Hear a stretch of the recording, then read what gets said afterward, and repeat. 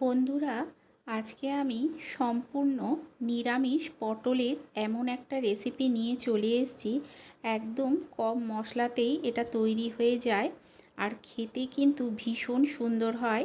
নিরামিষ দিনে আপনারা এই রেসিপিটা বানিয়ে খেয়ে দেখতে পারেন। প্রচণ্ড গরমে যদি পটলের এই রকম কম মশলা দেওয়া রেসিপি থাকে তাহলে কিন্তু আর কোনো কিছুর প্রয়োজন হয় না। তাহলে চলুন দেখে নেওয়া যাক আজকের এই রেসিপিটা। এটা বানানোর জন্য এখানে দেখুন আমি কিছু পটল নিয়েছি। পটলগুলোকে প্রথমে দুটো দিক এইভাবে কেটে নেব। কেটে নিয়ে এগুলোকে ছুলে নেব, তবে সম্পূর্ণ ছুলব না। গায়ের সবুজ অংশটা কিছুটা করে রেখে পটলগুলোকে ছুলে নেব। একদম সম্পূর্ণ ছুলে নিলে কি হয়, পটলগুলো একদম নরম হয়ে যায় রান্না করার পর।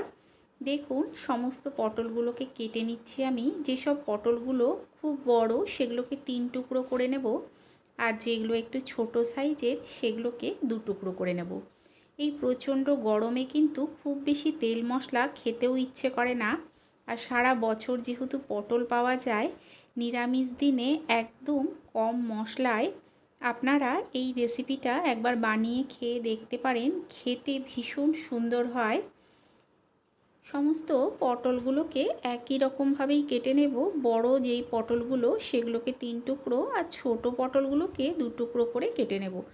সমস্ত পটলগুলোকে কেটে নিয়ে ভালো করে ধুয়ে পরিষ্কার করে আমি একটা বাটিতে রেখেছি।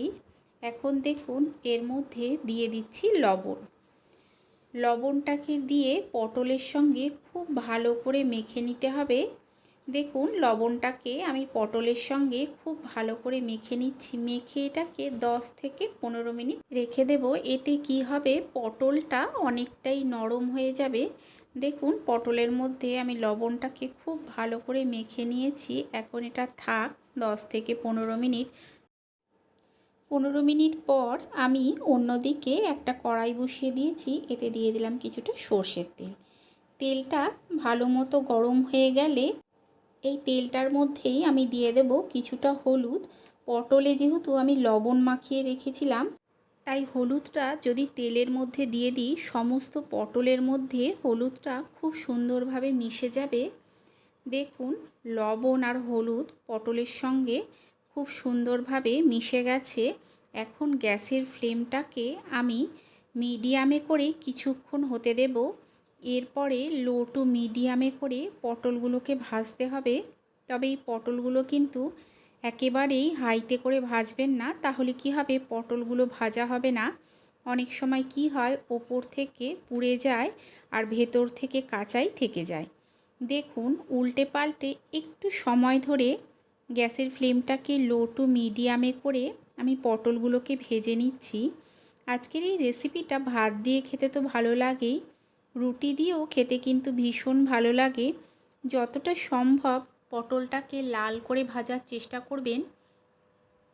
ছড়িয়ে ছড়িয়ে গ্যাসের ফ্লেমটাকে লো টু মিডিয়ামে করে দেখুন আমি পটলগুলোকে ভালো করে লাল করে ভেজে নিচ্ছি।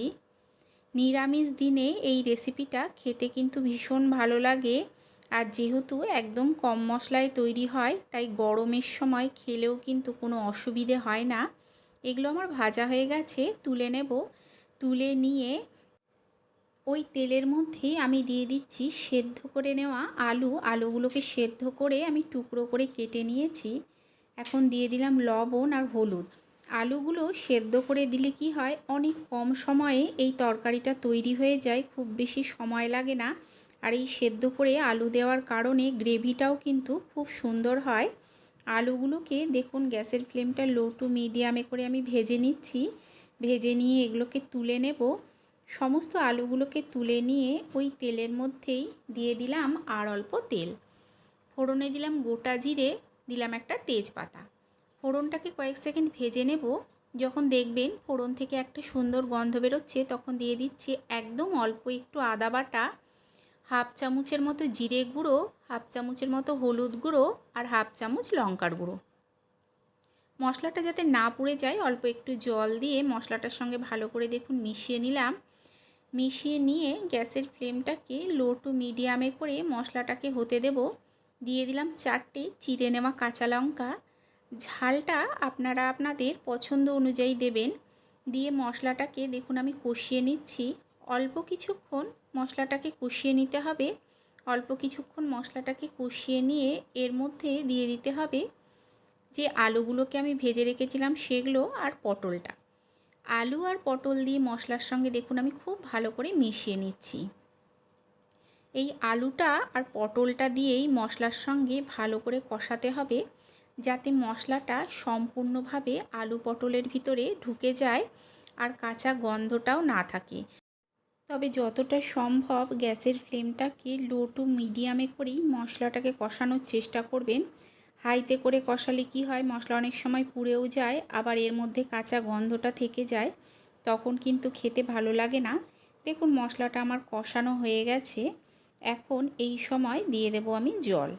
আপনারা যতটুকু ঝোল খাবেন সেই অনুযায়ী জল দেবেন। আলুটা যেহেতু সেদ্ধ আছে তাই কিন্তু আমার এগুলো সেদ্ধ হতে খুব বেশি সময় লাগবে না।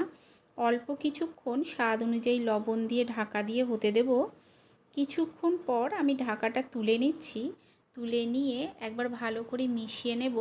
মিশিয়ে নিয়ে যেহেতু নিরামিষ, স্বাদের জন্য দিয়ে দেব অল্প একটু মিষ্টি। মিষ্টির জন্য আমি এখানে একটা বাতাসা দেব। আপনারা চাইলে এর জায়গায় চিনিও দিতে পারেন। বাতাসাটাকে খুব ভালো করে মিশিয়ে আর কিছুক্ষণ এটাকে ফুটিয়ে নিলেই তৈরি হয়ে যাবে সম্পূর্ণ নিরামিষ আলু পটলের এই তরকারি। আপনারা অবশ্যই একবার এইভাবে বানিয়ে খেয়ে দেখবেন, আশা করছি আপনাদেরও ভালো লাগবে। তাহলে চলুন দেখা হচ্ছে আরও একটা নতুন ভিডিও নিয়ে।